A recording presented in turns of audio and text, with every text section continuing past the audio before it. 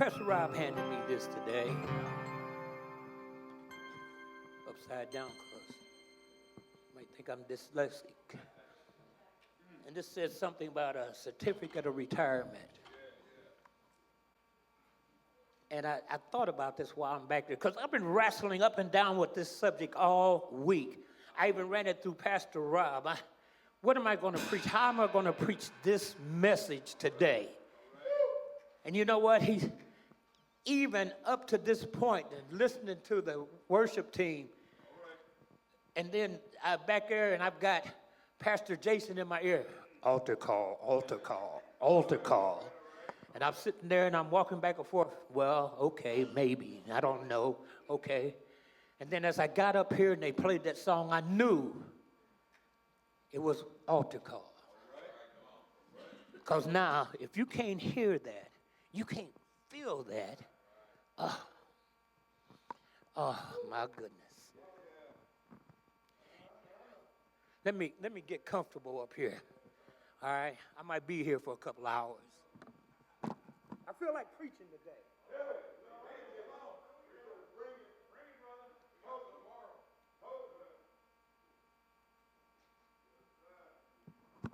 It's been a minute since I really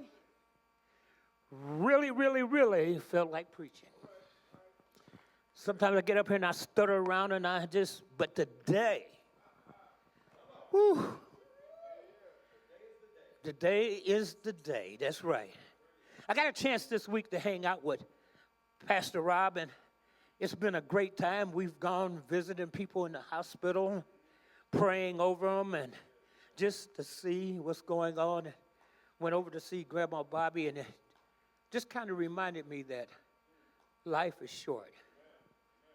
And if she's not around, it reminded me that I'm the oldest person in here.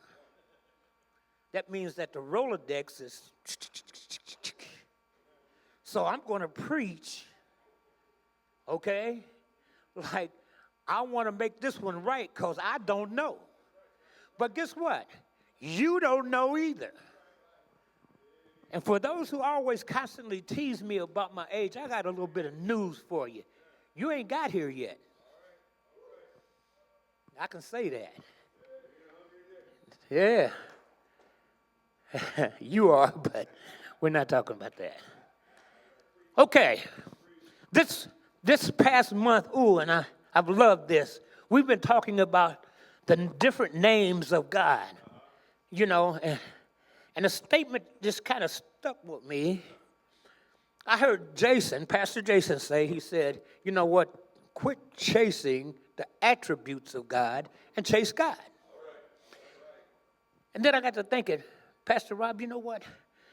This has been a terrific subject because, you know, we're learning not the attributes. Of course, the attributes are there, but we're learning about God. How many of you think, don't raise your hands, this is one of those questions, you don't have to raise your hands, but think about it. How many of you think that you know God?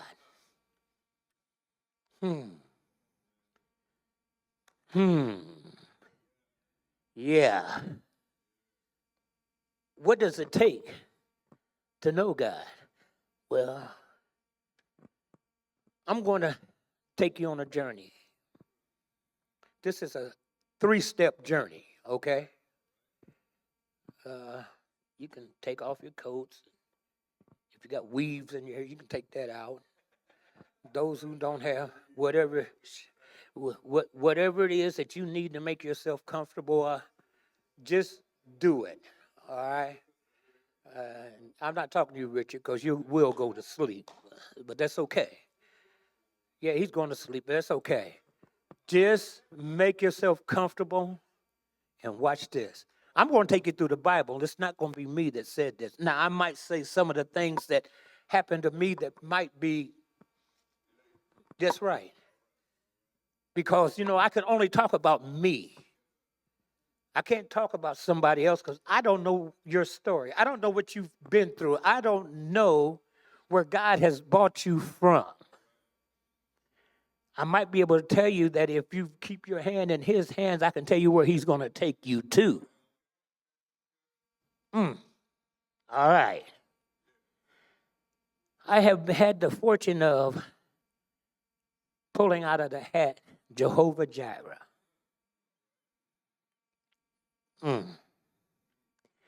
You know, the first thing we need to know is when we are dealing with our Heavenly Father, with Jehovah Jireh, with the great I am, we need to know what it takes to get to know him. We need to know what it takes to get to believe in him. At Man Up, we just finished the book of Hebrews. And in chapter 11, the first thing that it says is chapter 11, slide up.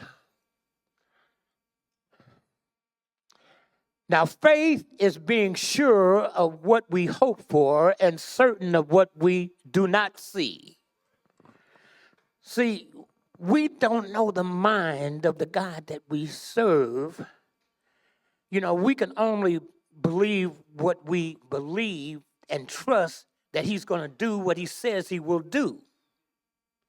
So therefore, when we talk about having faith in our Heavenly Father, in God, in the Jehovah, in the great I am, then we have to feel that.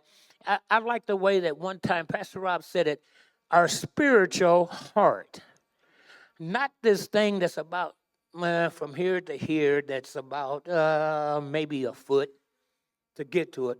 But when we talk about that spiritual heart, that's deep down within. That's what God deals with. That spirit which is inside you, that which he put in you. Okay? So then now, we have to believe that he is one who says he will do what he says he will do. We got to believe that. Okay, I just heard Pastor Joel, I heard him when he was talking about he's the one that says he separated the ocean from the land. He said, let there be light, and there was light. Let there be darkness, there was darkness. In other words, he spoke things into existence, except for one. When it came to man, he was hands-on. You are here because he cared that much about you. I'm not going to just stand back and say, let there be man. He reached down with his finger of love and he formed us out of the dust in the ground, and he brought together all the integral parts that are in us. This is the God that we serve, the God that put us here. He's the one that breathed his breath, his life, his spirit into us. You believe me? I heard, 2, 3 amens. Come on now. He's the one that starts you on the way this morning. He's the one that when you got out of bed, you put your foot on solid ground. He's the one that gives you a portion of your health and strength. He is the one. He's the one who's always there when everybody else turns their back on you. He did not say that we would not have trials and tribulations. He didn't say that, but he said that he will always be there with you. He said, I will never leave you nor forsake you. Now, I go back to what he said in the beginning, faith is.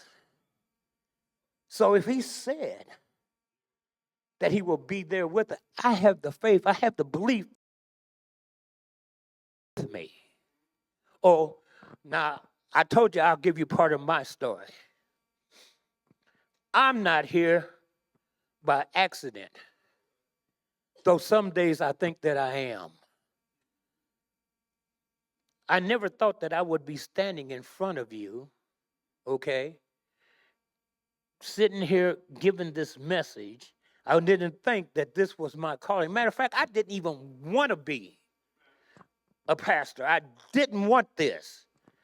Because when I was growing up, I saw what some of the pastors did. Now, I'm not knocking them. Yes, I am. See, I just lied to you. Yes, I am knocking them. But I said I did not want to be a jack-leg preacher. And I think right now that I look back on it, that was just an excuse to continue doing the things that I was doing. Hanging out in the clubs, chasing after the women, alcohol, drugs, whatever.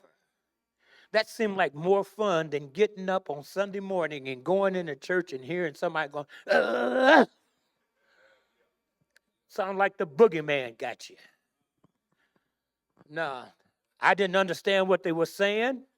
But I realize now the reason I didn't understand them because I shut down the spiritual side, that spiritual part that was in me, and allowed the human part to come to the forefront. Once again, here's one of those rhetorical questions. How many of you allowed that to happen before you got to where you are right now? Don't raise your hands. I don't need to know. But I just want you to look back over your life. Look where he brought you from to where you are right now.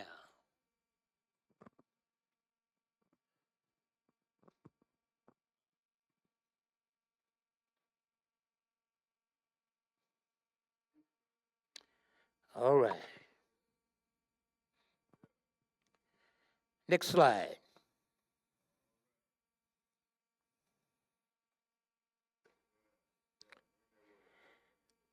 In Hebrews 11:6, he says, and without faith, it is impossible to please God, because anyone who comes to him must believe that he exists and that he rewards those who earnestly seeks him.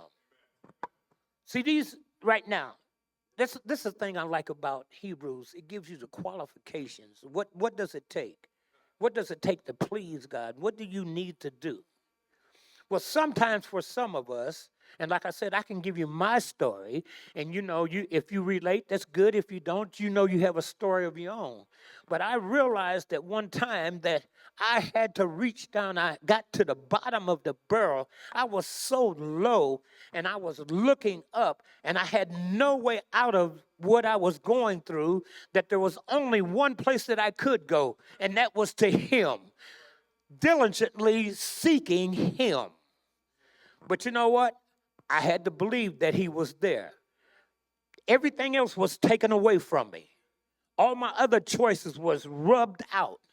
He was the only one that I could look to, I could believe in. All right? Here we go. Hebrews 11:17. I was going to go through a bunch of the names of who was on the roll for the faith people, but one name just always jumps out at me. And Hebrews 11:17, it says, next, have you got it up? There we go. By faith, Abraham, when God tested, understand something, God tests, the adversary tempts. God tests you. He wants to know that you really trust and believe in him, so he will send you through a test. By faith, Abraham, when God tested him, offered Isaac he asked, well, wait a minute. By faith, Abraham, when God tested him, offered Isaac as a sacrifice. Now, Isaac was Abraham's only son by his wife Sarah in their old age. God had promised Abraham that he would be the father of many nations. Now, watch this, if he had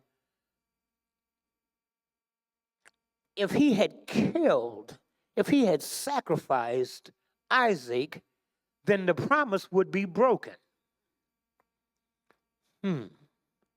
That means, now comes the trust part. If you trust in God, you have to trust in him.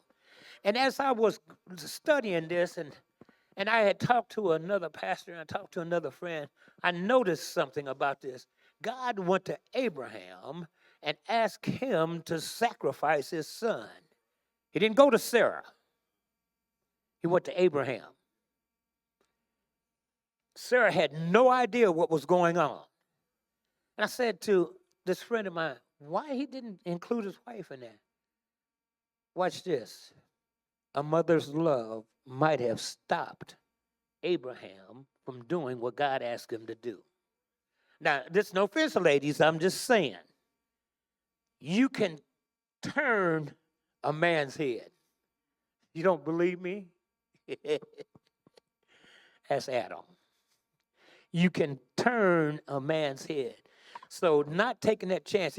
God took all the equations out. I'm going to go straight to Abraham. I'm going to ask Abraham because the promise was given to Abraham just as the promise had been given to Adam. Oh, okay, y'all ain't putting this together. You're not seeing this. Man has been given the what he is supposed to do. We can't blame woman for anything. Now, did I get myself out of that? Because I know that my wife is watching, and I got to go home. And I hope the doors ain't locked or they've been changed. The lock's been changed on them. Or she's waiting like this. What do you mean? No, she wouldn't do that. But God, his plan is, I'm going to test the man of the house.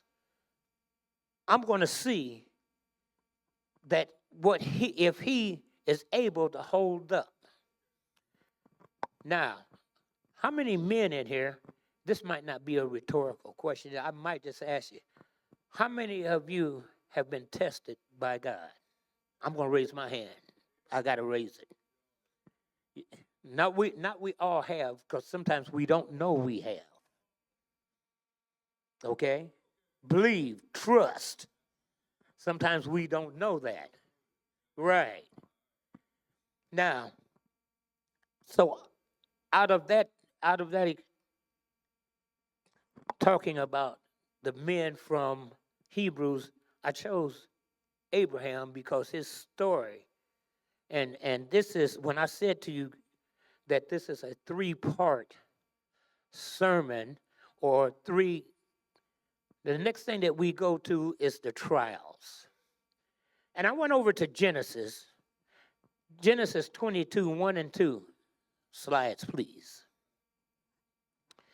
And then it is said, sometime later, God tested Abraham. He being God, said to him, Abraham, and Abraham's response was, here I am. He replied, listen, I've noticed something in the Bible. When God speaks to people, those who truly believe that it's his, you will notice that the response is, here I am. In other words, they are willing to go do what God asked them to do. Now, in the case, say, like Moses questioned him, but God already knew he was going to go do what he asked him to do. But we're talking about Abraham now. Abraham had a comfortable life. You have to understand. He lived in his father's house. His father was a pretty rich man, so Abraham's life was kind of laid back. He had it going on, he had everything he wanted. And God came to him and says, get up and go to a place that I will show you. And he immediately got up, took his family, took all his belongings, took everything. Now he gets up from a comfortable place and he goes. That's one of those statements of get up and go. Abraham, here I am, Lord. Have we had any of those moments when he asked us to do a thing? Well, I was looking for Jason. He done ran out on me because I know that he's a witness. But Jacob, you're a witness to that. You've gotten up and you've gone. Might not know what you was getting yourself into. That's the thing of beauty about being here at Mercy Base. Sometimes we don't know what we're getting ourselves into, but we trust that the Lord will take us where we need to go. Can I get an amen? Oh, they must want me to stay up here for Robert's time. I'm sorry, Robert. I didn't mean that. Okay, help me, brother. I need help. You know I need help. But yes. All right. Now, then God said, and this is what this for him, for Abraham, this is one of his trials. He said, then God said, take your son, your only son Isaac, whom you love, and go to the region of Moab. Sacrifice him there as a burnt offering on one of the mountains I will tell you about. You know what? I told somebody once, and I believe this. God shows you his plan in different ways. Right now, watch what he's taking Abraham, telling him to sacrifice his son, his only son that he loved. Okay, let me see if somebody on this side sees where I'm going. Thank you. He takes his son, his only son, the son that he loves, and getting ready to sacrifice him. Now I could stop right there and just say, hey, okay, we can preach the death, burial, and resurrection right there. But he's showing through Abraham that he's willing to take his son. How many of us would be willing to do that? If God came to you right now and said, listen, I need for you to take your child, your only child, doesn't have to be son, your only child, the child that you love, and sacrifice him. I thought about that, and I know good and well I would fail. I hate to say that, but I would fail. But then see, that was a test. We see that as a test now. I don't know if Abraham saw it as a test then, but he knew that God has brought him a mighty long way, so he was being faithful. All right? All right. Now, here comes the good news. Next slide, please. In Genesis 22:13, it says, Abraham looked up, and there in the thick, he saw a ram caught by the horn. He went over and took the ram and sacrificed it as a burnt offering instead of his son. God made a way for Abraham not to have to sacrifice his son, because why? Abraham passed the test. Now, right there, he is the provider.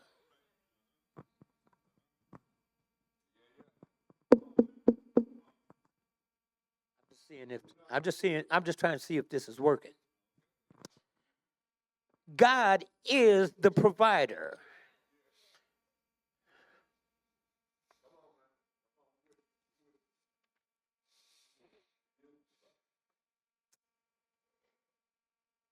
I don't know about you, but we have gotten ourselves sometimes into financial binds. And when it looked the bleakest, and we didn't know how, and I'm not talking about you, this happens too.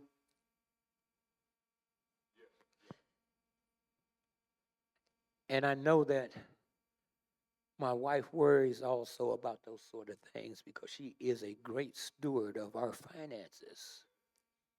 But sometimes it looks like, I don't know how we're going to get through this.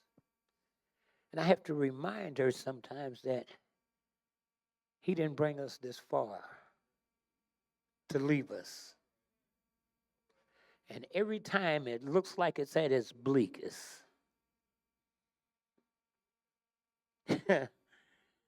he pulls us out and finds a way. Here's the thing. We have T-shirts at home that says, to us it's impossible, to God all things are possible.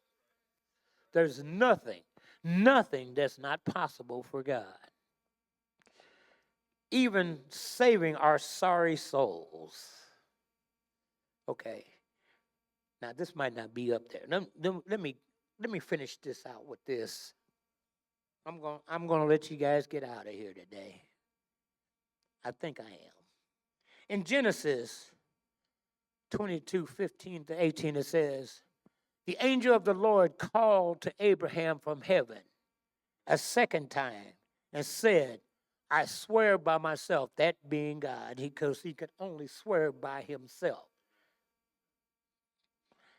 Declared the Lord, that because you have done this and have not withheld your son, your only son, I will surely bless you and make your descendants as numerous as the stars in the sky and as the sand on the seashores. Your descendants will take possessions of the cities of their enemies, and through your offspring, all nations on earth will be blessed because of you. Because of him, look at this, look around right now. Look at your neighbor. Just look. You're blessed. You're blessed. You're blessed. You're blessed. Keith, you're blessed. You're always blessed. Maybe not a blessing, but you're blessed. No, he is. He really is. Over here, you're blessed. All of you. Because of, not just for the Hebrews, but Abraham, he said he was going to make him father of many nations. Many nations.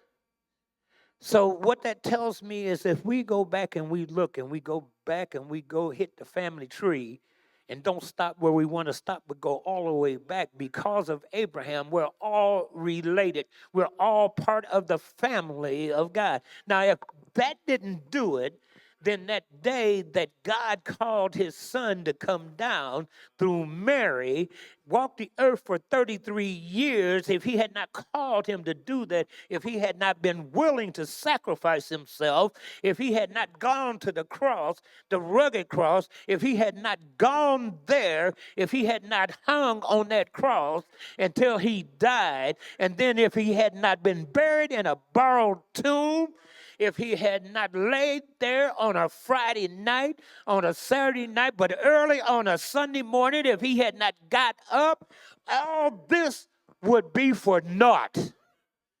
Okay, I ain't getting no. You with me? Because of one man's sacrifice, we're all able to keep going.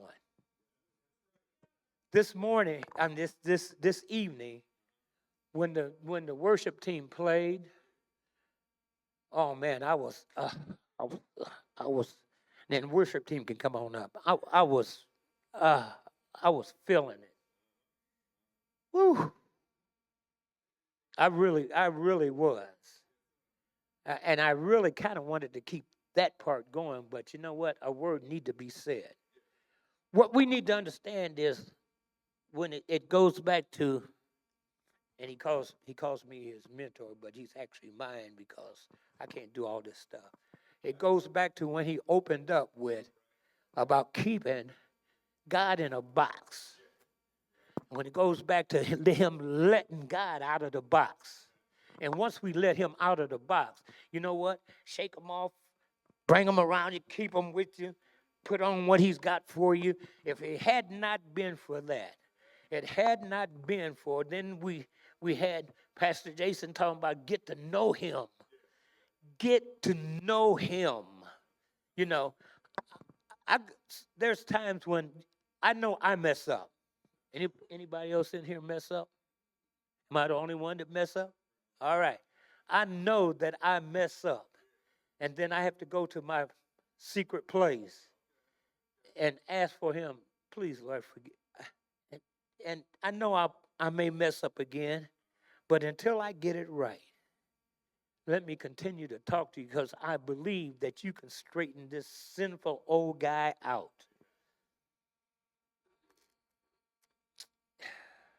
Jehovah Jireh. Oh, here's the hip thing too. Listen for some hip stuff.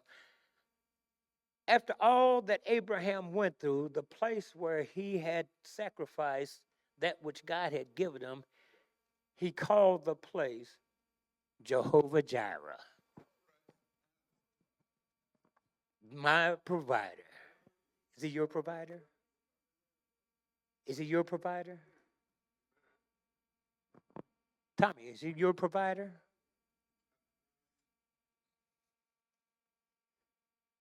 Jeff, is he your provider? I already know Jacob. I know what he's going to say. All right, he's your what? Come on now. He's your everything. He's your all in all.